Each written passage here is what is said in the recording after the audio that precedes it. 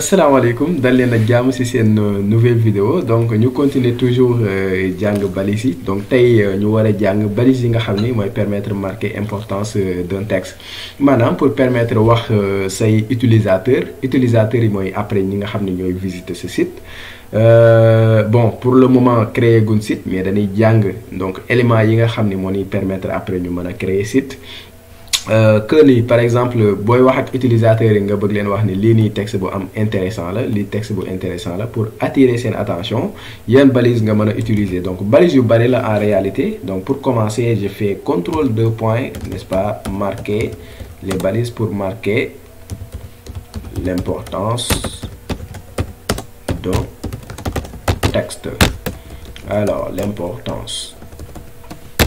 voilà. Donc balise yu bëri la bon bi si njëkk mooy c'est la balise B. Maintenant balise B il faut faire très attention donc en réalité balise B day permettre attirer l'attention du lecteur sur un contenu qui n'a pas pour autant d'importance significative maa ngi làkk tubaab mais bon en fait en réalité day attirer ki nga xam ne moom mooy lire contenu bi day attirer attention pour wax ko ni lii c'est intéressant mais comparé ak beneen balise bu ñuy wax balise strong donc balise B est moins important que texte bi nga xam ne da nga ko définir ak balise strong bon naa si ñëw donc tey jii bu ma defee par exemple texte affiché en gras avec la balise par exemple B bu ma demee bu ma actualiser di ngeen gis ni par exemple yéen a gis fii ni mu ko affiché bu ma ko comparé ak texte bi bokkuñu donc fii on a affiché ça en gras affiché en gras mooy tout simplement foncer écriture bi léegi gis ngeen fii voilà ni mu ko affiché en gras léegi ma utiliser beneen balise donc fii damay def CTRL C CTRL V ma changer nom balise yi balise strong.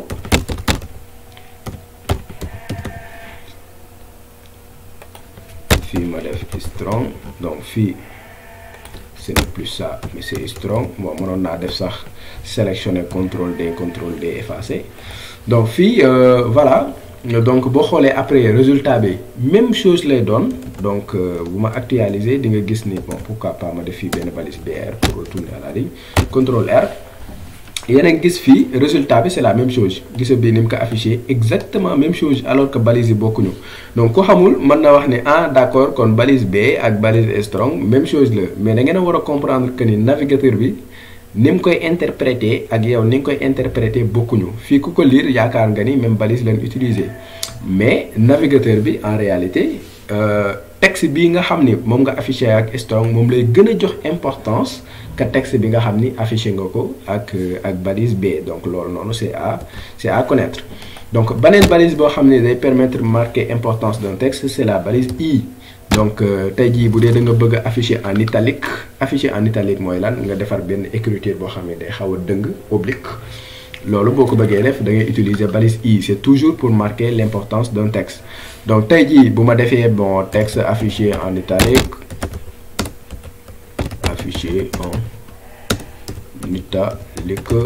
avec la balise I bu ma actualiser di ngeen gis que ni da koy xaw a wengal n'est-ce pas bon pourquoi pas ma def fi toujours pour retourner à la ligne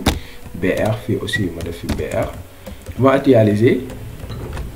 di ngeen gis ngeen ni mu ko xawee wengal lii aussi c'est pour marquer en fait l'importance que ni texte bii nii c'est important mais am na beneen balise boo xam ni day permettre faire la même chose moom la ñuy wax balise EM donc pour modifier I bi en même temps damay sélectionner I ma def CTRL D bon bon balise bi yëpp laay sélectionner balise bi yëpp laay sélectionner ma def CTRL D bon voilà bon si kaw lay sélectionner c'est pas grave moo modifier ko benn dama taayee noonu modifier mais finalement mu may retardé donc fii ma effacer bind EM fii ma bind EM donc bu ma actualiser di ngeen gis aussi même chose lay def fii tamit mu ngi affiché en gras alors que balise EM leen utiliser mais navigateur bi ni mu koy comprendre c'est pas la même chose en réalité bu dee da nga utiliser balise EM n'est-ce pas pour marquer importance au texte navigateur bi da koy comprendre comme que da ngay def par exemple benn exagération moom la ñuy wax emphase Donc bu dee da nga bëgg a afficher benn texte donc avec une exagération, tu utilises la balise EM. Maintenant bu dee da nga bëgg a utiliser en italique, bon tu le fais avec la balise I, n'est-ce pas? Mais ñoom ñaar ñëpp même écriture bi lay afficher, mais yow da nga war a comprendre que ni boo defee balise I navigateur bi danaan lii c'est intéressant, alors que boo defee balise EM day wax ni lii aussi c'est intéressant mais c'est une exagération, moom la si waa ji jublu. Donc beneen balise boo xam ni donc day permettre de faire ça, marquer l'importance d'un texte, c'est la balise marque. Balise marque, n'est-ce pas? Fii ma def tout simplement texte important, n'est-ce pas? Donc lii c'est juste pour marquer benn affaire avec en jaune la koy def par défaut. Bu ma actualiser di ngeen gis ni par exemple voilà comme nga yor sa feutre rek di marquer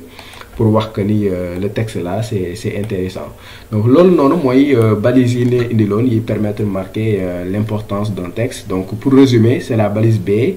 et la balise strong, la balise I, la balise EM et la balise marque. Donc balise B ak balise strong, donc même chose, même effet lay joxe visuellement,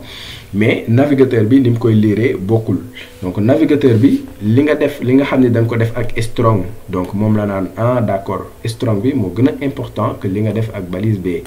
Donc fii aussi c'est la même chose, n'est-ce pas? Li nga def ak EM, la balise EM day wax ni fii nii c'est une exagération nga bëgg a def. Li nga def ak balise I aussi voilà, donc da nga bëgg a afficher juste le texte en italique, maanaam xaw ko wengal pour marquer importance su texte boobu noonu. Et en fait mu doon balise marque aussi day marquer tout simplement en fait l'importance du texte d'une autre manière. Donc loolu leen indiloon si les balises yi nga xam ne day permettre marquer importance su texte. Ñu leen di jox rendez-vous si beneen vidéo ñu jàng lu ñuy wax les listes.